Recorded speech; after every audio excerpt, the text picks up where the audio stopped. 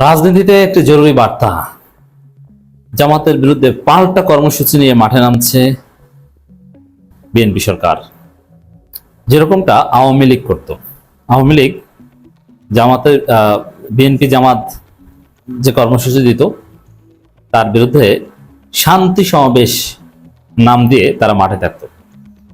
BNP নয়াপল্টনে কোনো programme ডাকলে বা জামাত কোথাও কোনো প্রোগ্রাম ডাকলে পাল্টা শান্তি সমাবেশের ডাক দিত আওয়ামী লীগ, এবং বঙ্গবন্ধু এভিনিউ থেকে শুরু করে দেশের বিভিন্ন জায়গায় তারা রাজপথে থাকত। কারণ এভাবেই তারা বিএনপি জামাতের কর্মসূচিকে ঠেকাতো। যদিও এই কাজ করতে করতে করতে শেষ পর্যন্ত ছেঁচা খেয়ে, পিটানি খেয়ে, মার খেয়ে আওয়ামী লীগ পালিয়েছে। কারণ ওই পথেই হাঁটছে বিএনপি। তারা জামাতের আন্দোলন যা শুরু হয়েছে কিছুদিন চুপচাপ ছিল, কিন্তু যখন দেখছে যে পরিস্থিতি খারাপ, বিএনপি দেশ চালাতে পারছে না, অর্থনীতির নাজুক অবস্থা, কোনো কিছু ঠিকভাবে চলছে না, তারেক রহমান যেখানে হাত দেন সবকিছু এলোমেলো হয়ে যায়। এই পরিস্থিতিতে সরকারের অবস্থান তো নড়বড়ে। সরকার টিকবে কি টিকবে না এটা নিয়ে সন্দেহ। এখন পর্যন্ত জামাত সরকারের সাথে কোঅপারেশন নীতিতে আছে, কিন্তু কখন আবার জামাত রাগ হয়ে যায় আর বিএনপি সরকারের পতনের কথা বলে ফেলে, যেমন বেশি শাহরিয়ার কবির অনেকে তো বলে ফেলেছেন, কখন কি হয়ে যায় বলা যায় না। যদি এরকম করে ফেলে তাহলে তো টিকতে পারবে না বিএনপি। জামাত যদি হঠাৎ বেপরোয়া হয়ে যায় এবং যদি বলে যে না, সরকারের পতন না করে ঘরে ফিরবো না, অনির্দিষ্টকালের জন্য হরতাল অবরোধ, তাহলে বুঝবেন যে বিএনপি সরকার এক সপ্তাহ শেষ। অনেকে বলেন যে 36 ঘন্টায় শেষ।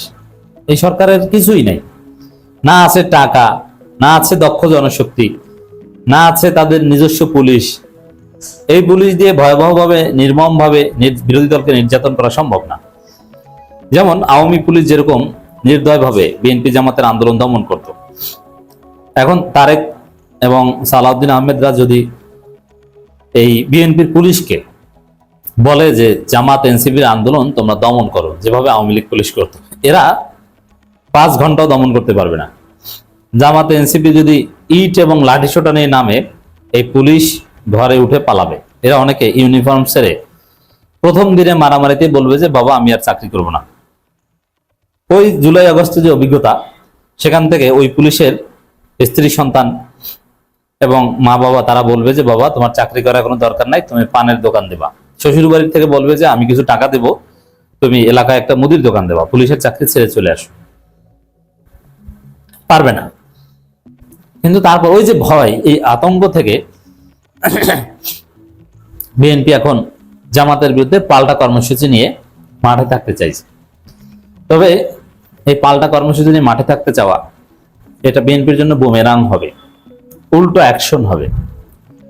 এখানে যেটা করতে পারে বিএনপি, জামাত আন্দোলন করছে, জামাতের দাবি দেওয়া পূরণে উদ্যোগী হওয়া, জামাতকে আহ্বান জানানো যে আপনারা আন্দোলন করছেন, যেমন জ্বালানি তেল নিয়ে আন্দোলন করছেন, কমিটি গঠন করেছে, এরকম কমিটি গঠন করে বিভিন্নভাবে সলভ করা, জুলাই সনদ বাস্তবায়ন করার উদ্যোগ নেওয়া,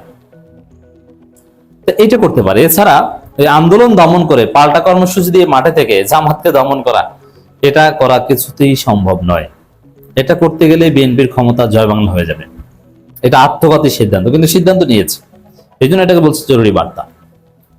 দর্শক, খবর, বিরোধীরা অরাজকতা করলে রাজপথে মোকাবিলার হুঁশিয়ারি বিএনপির। এখন সেই আওয়ামী আমলের মতো কথা, বিরোধীদের গণতান্ত্রিক শান্তিপূর্ণ আন্দোলনকে অরাজকতা আখ্যা দিয়ে শান্তি সমাবেশের নামে মাঠে থাকতো।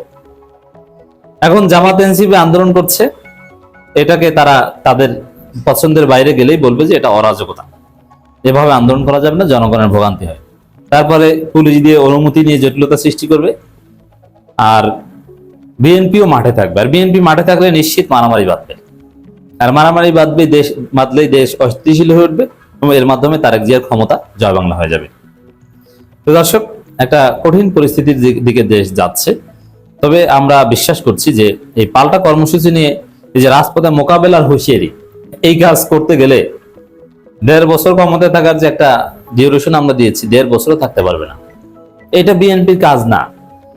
এটা আওয়ামী লীগ করতে পেরেছিল, আওয়ামী লীগ পুলিশ, র্যাব সবকিছু সেট আপ ছিল তাদের, কিন্তু বিএনপি এখন পর্যন্ত এইভাবে দিতে পারে নাই। এখন পর্যন্ত আওয়ামী সেটআপ আছে, আর আওয়ামী লীগ সিরিয়াসলি চায় বিএনপিকে হটাতে। কারণ বিএনপি সরকার আওয়ামী লীগের সাথে প্রতারণা করেছে, যে কারণে আওয়ামী লীগের লোকজন বিএনপিকে ভোট দিয়েছিল, সেই কারণ বা সেই কাজ বিএনপি সরকার করে দেয়নি। যার ফলে আওয়ামী পুলিশ, আওয়ামী প্রশাসনই বিএনপির জয় বাংলা করে দিবে। এই পরিস্থিতিতে এই বিরোধী দলের শান্তিপূর্ণ আন্দোলনকে অরাজকতার ট্যাগ দিয়ে সেটা দমন করা, মোকাবেলা করার চেষ্টা করলে সেটা হবে বিএনপির জন্য আত্মঘাতী। আওয়ামী শাসন আমলের দমন পীড়ন মোকাবেলা করে টিকে থাকা বিএনপি এখন নয়াপল্টন কার্যালয়ে সাংগঠনিক পুনর্গঠন আর রাষ্ট্র মেরামতের কাজে ব্যস্ত। বিশেষ করে দিবস কেন্দ্রিক কিছু আয়োজন ছাড়া দলীয় কার্যালয়ে বর্তমান আগের মতো রাজনৈতিক উত্তাপের চেয়ে গঠনমূলক কর্মকাণ্ডের নীরবতাই বেশি দেখা যাচ্ছে। ইত্তেফাকের রিপোর্ট। ত্রয়োদশ জাতীয় সংসদের শুরু থেকেই আলোচনার মূল কেন্দ্রে রয়েছে জুলাই জাতীয় সনদ। এই সনদ বাস্তবায়নে বিএনপির প্রস্তাব হলো সংস্কার পরিষদের পরিবর্তে একটি বিশেষ কমিটি গঠনের মাধ্যমে বিষয়টি সুরাহা করা। তবে বিএনপির এই প্রস্তাবে বিরোধী জোটের সায় না থাকায় মতভেদ এখন রাজপথে গড়িয়েছে। সরকারের স্বল্প সময়ের মাথায় বিরোধীদের এমন তৎপরতাকে উদ্দেশ্যমূলক হিসেবে দেখছেন বিএনপির যুগ্ম মহাসচিব আব্দুল সালাম আজাদ। তিনি প্রশ্ন তুলেছেন, গণতন্ত্র পুনরুত্থানের পথে বাধা সৃষ্টি করে যদি কেউ অরাজকতা তৈরি করে, তবে জনগণের স্বার্থে বিএনপি রাজপথে অবস্থান নিতে দ্বিধা করবে না। মানে ওই পাল্টা কর্মসূচি দিয়ে মাঠে নামার কথা বলছেন। নামেন, কবে নামবেন? নামেন, দেখবেন যে অবস্থা খারাপ হয়ে যাবে। হ্যাঁ, কিছু রক্ত ঝরবে, জামাতের কাউকে কাউকে মেরে ফেলবে, কিন্তু ওই মেরে ফেলার বিনিময়ে অতি শীঘ্র বিএনপি সরকার ক্ষমতা জয় বাংলা হয়ে যাবে।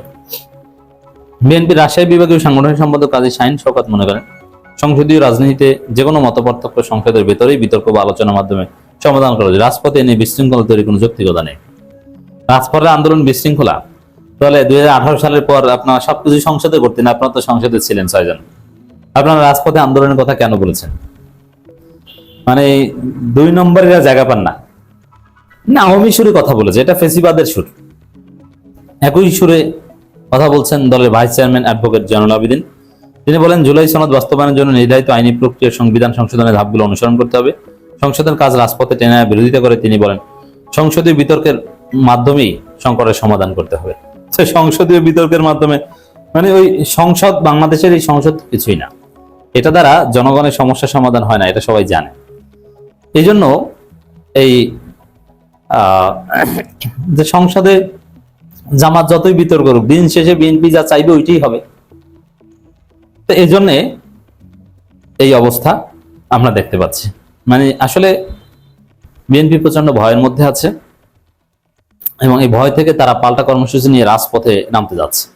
ঠিক তদ্রূপ আওয়ামী লীগ যতক্ষণ পর্যন্ত ভয় পেত না, ততক্ষণ পর্যন্ত পাল্টা কর্মসূচি নিয়ে রাজপথে নামেনি। যখন ভয় পেয়েছে তখন এই পাল্টা কর্মসূচি নিয়ে রাজপথে নেমেছে। তো এতে কাজ হয় না।